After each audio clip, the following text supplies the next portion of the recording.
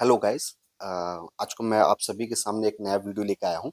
तो जैसा कि आप सभी को मालूम है कि इससे पहले जो मैंने वीडियो आप लोगों को सभी को वीडियो के माध्यम से जो समझाया था फंडामेंटल राइट्स के बारे में, तो उस समय मैंने 14 से लेकर 18 तक आपके जो राइट्स हैं उसके बारे में मैंने आप सभी को बताया था।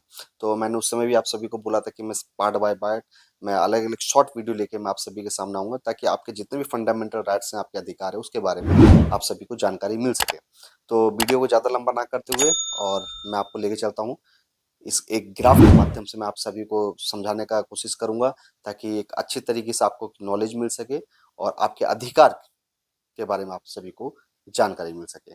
तो इस वीडियो में अभी जो हम लोग अभी चालू कर रहे हैं, इस वीडियो में मैं अभी आप लोगों को समझाऊंगा कि 14 से 18 चैप्टर हो चुका है। अब 19 से लेके 22 तक और उसके बाद 23 से लेके 24 तक इसमें क्या क्या आपके संवैधानिक रूप से आप सभी को आपके अधिकार दिए गए हैं, आइए समझते हैं। तो गाइस, ये वाला आप ग्राफ देख सकते हैं जो मैंने अभी आपको स्क्रीन पे अभी ग्राफ दिया है। तो जिसमें आपको समझाया हूं मैं कि इसमें जो आपका सेकंड पार्ट था, दूसरा आपका अधिकार था स्वतंत्रता का अधिकार, जो अनुच्छेद 19 से लेके 22 तक है। तो 19 के लेके 22 तक में क्या है कि अनुच्छेद 19 क्या कहता है, इसके अंतर्गत वर्तमान समय में हमें कुल 6 स्वतंत्रता के अधिकार हैं, पर मूल संविधान में 7 तरह की स्वतंत्रता का उल्लेख किया गया है। तो जो आपका अभी जो सेकंड मैं समझा रहा हूँ, ये स्वतंत्रता के अधिकार के बारे में बताया गया है इसमें। तो स्वतंत्रता का अधिकार में जो 19 आर्टिकल है, उसमें आपके 6 आपके राइट्स हैं, अधिकार हैं। पहले 7 अधिकार थे। 7 अधिकारों में से एक अधिकार जो है, जिसमें मैंने रेड कलर का क्रॉस किया हुआ है, तो इस क्रॉस में लिखा हुआ है संपत्ति का अधिकार। उस समय संपत्ति का अधिकार आपका फंडामेंटल राइट्स था, उसको संशोधन करके उसको कानूनी अधिकार कर दिया गया है। क्योंकि कानूनी अधिकार को कभी भी बदल सकते हैं, लेकिन फंडामेंटल राइट्स को आप नहीं बदल सकते हैं। इसीलिए संपत्ति का अधिकार को कानूनी अधिकार कर दिया गया है। अब इसमें 6 अधिकार जो आर्टिकल 19 में है, 6 अधिकार के बारे में बताया गया है। तो सबसे पहले 19A बोलने की स्वतंत्रता, 19B सभा करने की स्वतंत्रता, 19C संगठन बनाने की स्वतंत्रता, 19D देश में कहीं पर भी आवागमन करने की स्वतंत्रता, 19E किसी भी क्षेत्र में निवास करने और बसने की स्वतंत्रता, और जैसे कि मैंने आप सभी को बताया 19F संपत्ति का अधिकार, जिसको बदल के कानूनी अधिकार कर दिया गया है, ये अभी हमारे इस में नहीं है। 19G व्यापार करने की स्वतंत्रता। तो आप हम लोग इसको इस तरीके से याद कर सकते हैं, कितने सुंदर तरीके से हमें हमारे संविधान ने हमें ये राइट्स दिए हैं, जिसके बलबूते पे आज हम लोग कहीं पे भी कार्य कर रहे हैं, कर सकते हैं। जैसे कि 19A 19A में बोलने की स्वतंत्रता, आपको यह अधिकार अनुच्छेद 19 देता है। 19A में बोला गया है बोलने की स्वतंत्रता, फ्रीडम, जिसको आप बोल सकते हैं। उसके बाद 19B सभा करने की सभा करने की स्वतंत्रता, जब आप बोल सकते हैं और आपकी बातों को कोई नहीं सुन रहा है, तो आप एक तरीके में फॉर्मेट से मैं समझा रहा हूँ इसको, मैं समझाने की कोशिश कर रहा हूँ किस तरीके से हम लोग इसको याद रख सकते हैं और किस तरीके से समझ सकते हैं। बोलने की स्वतंत्रता है आपको, फिर बोलने के साथ साथ फिर आप एक सभा कर सकते हैं, सभा करने की स्वतंत्रता है। क्योंकि बहुत जगह होता है कि आप सभा क्यों कर रहे हैं, हम नहीं कर सकते हैं, लेकिन आप इस चीज का जवाब दे सकते हैं कि आर्टिकल 19 में 19B बोलता है सभा करने की स्वतंत्रता ये हमें अधिकार देती है। उसके बाद में 19C संगठन बनाने की स्वतंत्रता। अब संगठन जो हम लोग बनाते हैं, बहुत सारे संगठन सामाजिक कार्य में कार्य कर रहे हैं, तो उसको यहीं से उनको ये मान्यता दी गई है। 19D देश में कहीं पर भी आवागमन करने की स्वतंत्रता, ये जो राइट्स है इसको इसका उल्लेख किया गया है कि आप कहीं पे भी देश में आ जा सकते हैं। उसके बाद 19E किसी भी क्षेत्र में निवास कर सकते हैं, इसके बारे में क्लियरली इस चीज में बताया गया है। और आप कंठस्थ ये कर सकते हैं, जान सकते हैं कि इस बारे में प्रत्येक आपके जितने भी राइट्स हैं इस बारे में समझाया गया। उसके बाद 19G व्यापार करने की स्वतंत्रता। कहीं पे भी हम लोग जाते हैं, किसी भी राज्य में जाते हैं, व्यापार करते हैं, तो आपका जो फ्रीडम है वो इसमें दिया गया है। अब आते हैं हम लोग सेकंड 19 के बारे में मैंने बता दिया।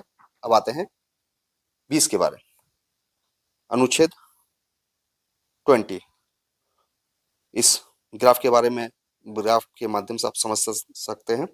दोष सिद्ध के संबंध में संरक्षण अधिकारों के बारे में उल्लेख किया गया है। पहला, एक अपराध की एक सजा। अपराध करते समय जो कानून बना है उसी के तहत सजा। खुद के खिलाफ गवाही देने के लिए बाध्य नहीं किया जा सकता। अब मैं इसको ठीक से आप सभी को समझाता हूं। एक नंबर, एक अपराध की एक ही सजा होगी। गाइस, आपने कोई अपराध किया या आपने मान लीजिए कहीं से चोरी की, उसके बाद में फिर कहीं आपने कुछ और उससे बड़ा क्राइम किया, तो आप देखते हैं कि सभी के बारे में अलग अलग धाराएं दी गई हुई हैं। तो एक आपने चोरी की है तो उसके लिए एक ही सजा मिलेगी उस धारा में, उसमें उसके जो लॉ में लिखा हुआ है उसके तहत ही आप सभी को माने जो भी क्राइम करते हैं उनको सजा दी जाएगी। 2 नंबर में, अपराध करते समय जो कानून है उसी के तहत सजा। मान लीजिए कि आज के डेट में कोई क्राइम करता है और वो जेल में है और कार्रवाई कोर्ट में चल रही है, और उसके बाद 2 साल बाद उसको दोषी सिद्ध किया जाता है, और इस 2 साल के दरमियान में कुछ कानून में संशोधन किया किया गया है, तो आपको सजा जिस समय आपने क्राइम किया था उस समय जो माने कि उस समय जो लॉ था, उस समय जो दंड के बारे में जो उल्लेख किया गया था उसी के तहत ही आपको वो सजा सुनाई जाएगी। और तीसरा है, खुद के खिलाफ गवाही देने के लिए बाध्य नहीं कर सकते। आप किसी को ये बाध्य नहीं कर सकते हैं, ये मजबूर नहीं कर सकते हैं कि मेरे खिलाफ गवाही दो। ठीक है। उसके बाद अनुच्छेद 21, प्राण एवं देहित स्वतंत्रता। आर्टिकल 21 के बारे में बता रहा हूँ। इसके अंतर्गत सभी व्यक्ति को कानूनी सीमा के अंदर जीवन जीने का अधिकार है। किसी भी व्यक्ति से जीवन जीने का अधिकार नहीं छीना जा सकता। आपका जो जीवन है, जो प्रकृति ने, जो ऊपर वाले ने हमें ये जीवन दिया है, इस पृथ्वी पर हमने जन्म लिया है। जब हम यहाँ जन्म लेते हैं तो कुछ कुछ माने हम लोग संविधान के दायरे में अपना जीवन यापन करते हैं, और उन कानून को हम लोग मानते हैं। उस तरीके से हम लोग अपना जीवन यापन करते हैं। लेकिन हम जीवन जी रहे हैं, ऊपर वाले ने हमें ये जीवन दिया है। अब इस जीवन को नष्ट करने का जो अधिकार है वो भी हमारे हाथ में नहीं है। किसी ने कोई अपराध किया है तो उसकी सजा हम लोग नहीं दे सकते हैं, उसके लिए न्यायिक प्रक्रिया है, तो उसका जीवन हम लोग नहीं छीन सकते हैं। इसके बारे में ये क्लियरली बताया गया है। ठीक है। उसके बाद आते हैं अनुच्छेद 21A, शिक्षा का अधिकार। ये बहुत इंपॉर्टेंट है हमारे लिए। शिक्षा का अधिकार, जो आज हम लोग पढ़ रहे हैं, एजुकेटेड हो रहे हैं, और मैं इस वीडियो के माध्यम से आप सभी को समझा रहा हूं। ये अधिकार जो है, ये इसके बारे में लिखा हुआ है। आर्टिकल 21A, शिक्षा का अधिकार। 86वें संविधान संशोधन 2002 के अंतर्गत 6 से 14 वर्ष की आयु के समस्त बच्चों के लिए शिक्षा निःशुल्क और अनिवार्य करने का प्रावधान जोड़ा गया। क्लियरली मैं समझा देता हूं कि 6 साल से लेकर 14 साल के बच्चों को शिक्षा निःशुल्क प्रदान की जाएगी। जैसे कि आप लोग सभी लोग समझते हैं, समझिए इस तरीके से कि आप लोग कहीं पे भी एडमिशन लेते हैं, कहीं पे भी स्कूल्स में जाते हैं, तो वहाँ देखिएगा कि एजुकेशन फीस नहीं लिया जाता है, क्योंकि वो कानूनी अपराध है। वहाँ आपसे फीस जो है कलेक्ट जो किया जाता है वो अदर एक्टिविटीज के माध्यम से आपसे फीस लिया जाता है, लेकिन कहीं पे भी ये लिखा होगा कि एजुकेशन फीस। ठीक है गैस। इसके बारे में 22 में इस ग्राफ के माध्यम से आप समझ सकते हैं। गिरफ्तारी से संरक्षण, पहला अपराध के बाद, दूसरा है अपराध के पहले। अब अपराध के बाद मैं समझाता हूँ। एक, हिरासत में लेने का कारण बताना होगा। मान लीजिए कोई प्रशासन आपको अरेस्ट करने के लिए आती है, तो आपका ये अधिकार है कि आप उनसे ये क्वेश्चन कर सकते हैं कि मेरा अपराध क्या है और मैंने क्या अपराध किया है, इसके बारे में मुझे बताया जाए। और ये वो बताएंगे और वो बाध्य हैं इसी के अंतर्गत। दूसरा, 24 घंटे के अंदर दंडाधिकारी के समक्ष पेश करना पड़ेगा। आपको जब कोई भी देखिएगा प्रशासन अरेस्ट करती है, तो 24 घंटे के अंदर वो बाध्य हैं कि दंडाधिकारी के समक्ष आपको पेश करना ही पड़ेगा, वरना ये गलत होगा अगर नहीं करते हैं पेश। तीसरा, अपने पसंद के वकील से सलाह लेने का अधिकार है। मान लीजिए जब आप अरेस्ट हो जाते हैं, तो देखिएगा कि प्रशासन वाले आपको खुद ही बोलते हैं कि आप किसी वकील से बात करना चाहते हैं, तो आप लोग बात करिए। वो लोग खुद ही फोन भी प्रोवाइड करवाते हैं कि आप किसी से भी बात कर सकते हैं अपने सपोर्ट के लिए। तो इसके बारे में भी इसमें बताया गया है। अब आते हैं अपराध के पहले। निवारण विरोध कानून के अंतर्गत किसी भी व्यक्ति को अपराध करने के पहले भी गिरफ्तार किया जा सकता है, जिसके लिए वारंट दिखाने का की कोई जरूरत नहीं है। ठीक है guys? ऐसे व्यक्ति को बिना दंडाधिकारी के समक्ष पेश किए 3 महीने तक जेल में रखा जा सकता है। अब इसके बारे में डिटेल्स में आपको बताता हूँ कि ऐसे कोई व्यक्ति जिनसे लगे कि समाज को कोई खतरा है, तो उसके लिए कोई अरेस्ट वारंट की जरूरत नहीं है। वो जाके उसको अरेस्ट कर सकते हैं और थाने में रख सकते हैं बिना दंडाधिकारी के समक्ष पेश किए बिना। जैसे कि इलेक्शन के टाइम पे आप देखते होंगे कि कुछ ऐसे लोग होते हैं जिससे समाज में किसी तरीके का हलचल, माने कि अदर एक्टिविटीज हो सकती है, जिससे कि समाज को किसी प्रकार की क्षति हो सकती है और अशांति उत्पन्न हो सकती है। जैसे कि जम्मू कश्मीर में कुछ कुछ पॉलिटिकल नेता थे, जिस समय कुछ अनुच्छेद को हटाया गया था वहां से संवैधानिक रूप से संसद में। तो उस समय देखेंगे कुछ कुछ नेताओं को नजरबंद कर दिया गया था, क्योंकि उनके एक एक वर्ड से, एक स्पीच से एक समाज के अंदर में, एक देश के अंदर में अराजकता फैल सकती है। तो इसीलिए उनको वारंट दिखाने की जरूरत नहीं है। उनको देखेंगे, आप लोगों ने देखा होगा कि उनको नजरबंद वहीं पे करके रखा गया था।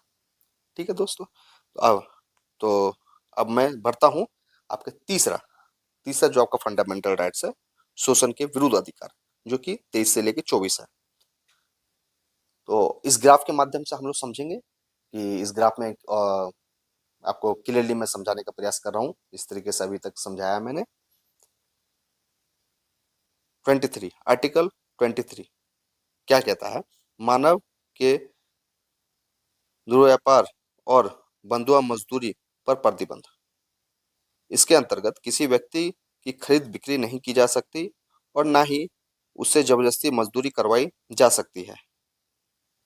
इसका उल्लंघन करना एक दंडनीय अपराध है। किसी भी व्यक्ति को आप बंधुआ मजदूरी नहीं करवा सकते हैं और ना कि किसी भी व्यक्ति को, महिला हो या पुरुष हो, उसे कहीं पे खरीद बिक्री कर सकते हैं। ये दंडनीय अपराध है। इसके बारे में, ये फंडामेंटल राइट्स के बारे में बताया गया है। आर्टिकल 24, अनुच्छेद 24, बाल नियोजन पर प्रतिबंध। 14 वर्ष से कम आयु वाले किसी बच्चे को कारखानों, खदानों या अन्य जोखिम भरे काम पर नियुक्त नहीं किया जा सकता। 14 साल से कम उम्र के बच्चे जो होते हैं, चाइल्ड, तो बहुत जगह देखते भी होंगे आप लोग कि बच्चे लोग से काम करवा रहे हैं। ये सरासर गलत है। कहीं दुकान पे देख रहे होंगे, कहीं कारखाने में देख रहे होंगे, कुछ पैसे बचाने के लिए छोटे बच्चों से काम करवाते हैं, तो ये सरासर गलत है।